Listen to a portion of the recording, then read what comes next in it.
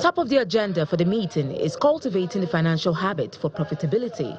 This implies that while passion is important, the drive for profitability should be prioritized as well.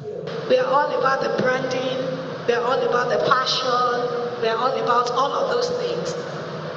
Leaving the most fundamental thing, which is the money, which is the profitability.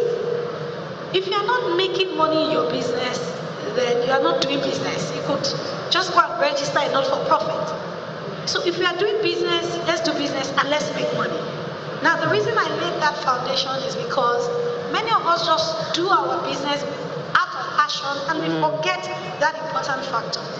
Business owners also get tips on accessing funding.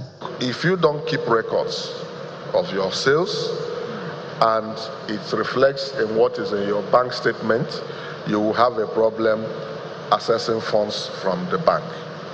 So it is important that there's a lot of focus on keeping appropriate records in the bank and depending on whatever you're using, whether inventory, books or computer, you need to keep proper records so that when you are going to the bank, you say, look at my records. I'm calling from CBN. I said, this is why your people, they've come again. I caught the phone. The conversation is not limited to tips for trade. The organizers are aiming to broaden the horizon of traders to connect with local and international platforms. The focus is on the science behind trade. And what we're doing is to partner with the trade ecosystem, different partners within the trade ecosystem to see how we can decongest the process of trade.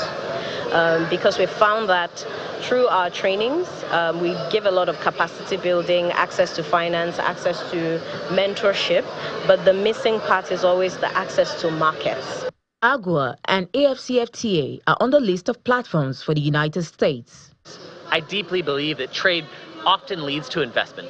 As people export their goods into the Nigerian market, they're often looking to then modify their exports and trade and develop them and end up investing so often, and vice versa into the United States. So we were talking about some of the trade concessions that are in place for Nigerian exporters. Under the African Growth and Opportunity Act, we call it AGOA, Nigerians are able to export over 6,800 different types of categories of goods into the United States duty-free. That means they come into the U.S. market and they already have a competitive advantage against exporters from a variety of other countries around the world.